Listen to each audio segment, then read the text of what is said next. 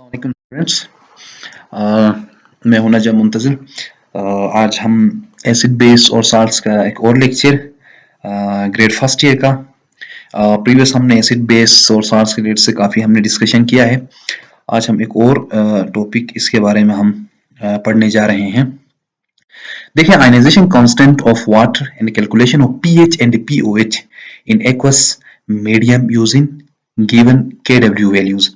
देखिए, इसमें हम सबसे पहले ये देखना है कि आयनाइजेशन कांस्टेंट क्या होते हैं और वाटर ज्यादा खुद आयनाइज होता है तो क्या बनते हैं, पीएच पावर ऑफ हाइड्रोजन क्या होता है और पीओएच पावर ऑफ हाइड्रोक्साइड क्या होता है। तो देखें, इसमें water is a unique compound due to its ability to accept or donate proton under different environments. It has been mentioned earlier that water acts as Bronsted acid in the presence of ammonia and a Bronsted base in the presence of hydrochloric acid. कहना ये चाहता है कि इसमें देखिए water के पास एक unique property है, बहुत ही यूनिक। ये इसके पास एबिलिटी है कि ये इन्वायरमेंट के हिसाब से ये कभी इलेक्ट्रॉन प्रोटॉन डोनेट भी कर सकता है, प्रोटॉन एक्सेप्ट भी कर सकता है, depend upon the environment. If an acid react with water, then water act as a base.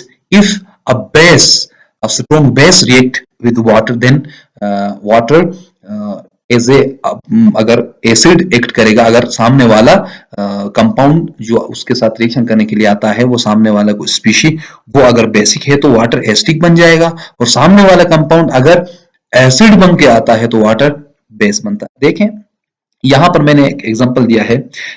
देखें, ये अमोनिया है, बहुत ही बेहतरीन बेस, साथ में वाटर। अब यहां पर अमोनियम बना है, अमोनियम आयन बना है और साथ में हाइड्रोक्साइड बना है। इसमें देखें water act as an acid, यहां पर वाटर एसिड बन जाएगा। क्यों? क्योंकि सामने से आने वाला एक स्ट्रॉन्ग बेस है, एक अच्छा बेस है, तो उसके मुकाबले में वाटर अपना इसको क्या करेगा, प्रोटॉन डोनेट करेगा। ये दूसरा देखें, हाइड्रोक्लोरिक एसिड एक वेल नोन और बहुत ही एक स्ट्रॉन्ग टाइप का एसिड है हमारे पास, हाइड्रोक्लोरिक एसिड। उसके साथ अगर वाटर रिएक्शन करेगा तो अब एसिडिक नहीं होगा, अब एसिड तो हाइड्रोक्लोरिक एसिड है, ये बेसिक होगा और ये क्या करेगा, प्रोटॉन एक्सेप्ट करके हाइड्रोनियम आयन बनेगा और साथ में क्लोराइड आयन बनेगा। ये उसकी यूनिक प्रॉपर्टी है। एम्फोटेरिक कंपाउंड क्या होते हैं? इज अ मॉलिक्यूल और ion that can react both as an acid and as a base. वो बेस के साथ भी रिएक्शन करके कोई कंपाउंड बनाएगा और वो एसिड के साथ भी रिएक्शन करके कंपाउंड बनेगा। Water is an amphoteric substance because it donate and accept proton. ये प्रोटॉन डोनेट भी करता है और साथ में प्रोटॉन एक्सेप्ट भी करता है, तो हम वाटर को क्या कहते हैं, एम्फोटेरिक कहते हैं। और बहुत सारे होते हैं एम्फोटेरिक स्पीशीज बहरहाल, लेकिन वाटर के पास ये यूनिक प्रॉपर्टी है। अच्छा, यहां पर देखें, water itself undergo ionisation to a small extent as down in the following equation. यहां पर देखें, मतलब वाटर जो है आयनाइज तो होता है वो, लेकिन बहुत ही स्मॉल एक्सटेंट पे, बहुत ही थोड़ा सा। यहां पर देखें बेटा, मैंने वाटर लिया है और वाटर में ये एक एसिडिक एक्ट करेगा, दूसरा बेसिक, और यहां पर क्या बना है, हाइड्रोनियम बना है और साथ में हाइड्रोक्साइड बना है। ये क्या होता है, आयनाइज होता है। इसको ऑटो आयनाइजेशन भी कहते हैं या सेल्फ आयनाइजेशन भी कहते हैं। देखिए, मैंने यहां पर लिखा बेटा, this reaction is regarded as auto ionisation of water. Here a molecule of water which is acting as an acid donates a proton to another molecule of water which is acting as a base in the two species hydronium, इसको हम क्या कहते हैं बेटा, hydronium ion and hydroxide ion are formed। In this equation there are two acid base conjugate pairs. First one is water hydrox, ये देखें, first one is water, इसको water का वाटर के साथ फिर हाइड्रोक्साइड, वाटर के साथ ये हाइड्रोक्साइड, ये अगर एसिड बना है तो ये इसका कंजुगेट बेस बना है, ये कहना चाहता है। Water hydroxy acid conjugate base, ये वाटर एसिड और ये हाइड्रोक्साइड जो बना है उसका कंजुगेट बेस बना है। पहले मैंने लेक्चर में समझाया है कि अगर एसिड अपना प्रोटॉन देता है तो पीछे जो रिमेनिंग स्पीशी रह जाता है बेटा, वो आपके पास कंजुगेट बेस बनता है, और बेस प्रोटॉन एक्सेप्ट करने के बाद क्या बनता है, कंजुगेट एसिड बन जाता है। बेस के दो कंजुगेट एसिड, और यहाँ पर बेस और कंजुगेट एसिड का पेयर है, जबकि यहाँ पर एसिड और कंजुगेट बेस का पेयर है। ये इन दो पेयर्स के मैंने यहाँ पर डिस्कस किया है बेटा। In fact, there is an equilibrium between water molecules on the left side of equation and the hydronium ion and the hydroxide ions on the right side of the equation. The equilibrium constant K for this equilibrium can be expressed by the following equation. आगे जाते हैं बेटा, यहाँ पर देखें कि इनके आपस में इक्विलिब्रियम की बात हो रही है। यहाँ पर मैंने इक्वेशन लिखा है, ये वाटर एसिड है और ये बेस है, और यहाँ पर हाइड्रोनियम आयन बना है और साथ में हाइड्रोक्साइड। इनके लिए हमने के से एक्सप्रेस किया है बेटा, ये इक्विलिब्रियम इज इक्वल टू ये कंसंट्रेशन ऑफ प्रोडक्ट है, ये concentration of product divide by concentration of reactant. Reactant side पे आपके पास क्या है, वाटर है, तो हमने ये दो मॉलिक्यूल्स थे इसलिए हमने क्या किया है बेटा, इनटू इसका स्क्वायर लिया है। आगे बढ़ते हैं, इसमें देखें इसी इक्वेशन को आगे बढ़ा के, in this equation H3O positive means hydronium into OH hydroxy and water are the concentration of hydronium ion, hydroxide ion and water. यहाँ पर ये water at equilibrium stage since water is a solvent. यहाँ पर water solvent है, water क्या है, solvent है। The concentration of water is in large access, और वाटर की कंसंट्रेशन बहुत ज्यादा एक्सेस में है, बहुत ज्यादा है। देयरफॉर इट रिमेन कांस्टेंट, और ये क्या होगा, कांस्टेंट होगा, बहुत ज्यादा एक्सेस में है तो हमने इसको भी कांस्टेंट ले लिया। ठीक है, कांस्टेंट ले लिया, और हम इक्वेशन को दोबारा लिखते हैं। देखें तो हमने क्या किया बेटा, पिछले जो मैंने रिएक्शन लिखा था उसको, यहाँ पर K था खाली, इसके डिवाइड में से H2O को हमने यहाँ पर लाया, क्योंकि इस कांस्टेंट के साथ हमने ये कांस्टेंट भी अलग कर लिया, is equal to hydronium into this one. फिर आगे क्या करते हैं, देखो द टर्म K इनटू, ये जो ऊपर लिखा है बेटा मैंने, the term K into H2O whole square is product of two constant.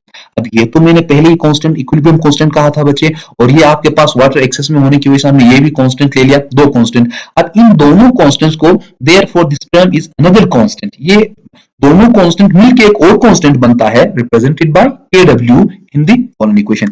और हमने इसको क्या किया, K into H2O whole square बराबर होगा Kw के, और Kw is equal to this one.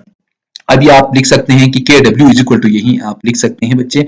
अब K into H2O whole square, ये दो कांस्टेंट्स थे, और ये दो कांस्टेंट्स एक Kw के बराबर होता है, जो कि एक अनदर कांस्टेंट यहां पर बनता है। ठीक है, फिर Kw is termed as ion product constant of water, और Kw को हम क्या कहते हैं, ion product constant, water dissociation constant. लेकिन यहां पर हमने क्या कहा, इसको जस्ट Kw को आयन प्रोडक्ट कांस्टेंट कहा है बेटा इसमें, Kw। अब आगे बढ़ते हैं, सिर्फ वाटर के एक मॉलिक्यूल के लिए अगर हम बात करें, यहां तक दो मॉलिक्यूल्स की बात करते थे, Kw is equal to H positive into OH negative. यहां पर H positive concentration of protons, OH negative मतलब कंसंट्रेशन ऑफ हाइड्रोक्साइड आयंस कहते हैं। आगे जाते हैं, इन प्योर वाटर की बात करें, at 25 degree centigrade the concentration of proton and hydroxides are equal and found to be 1.0 multiply 10⁻⁷ molar each.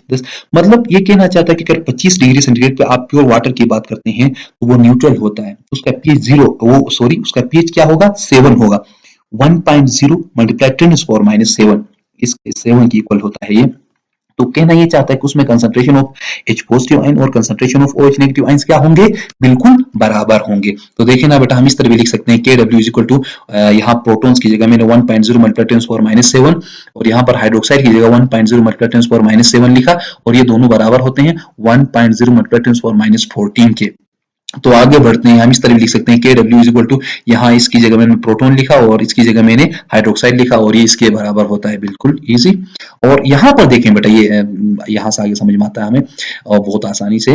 तो ये इक्वेशन यहाँ पे एंड भी होता है साथ में, ये this is concentration of proton, this is concentration of H positive ion which represents the acidic character in the substance in the compound in the solution is equals to OH negative ion.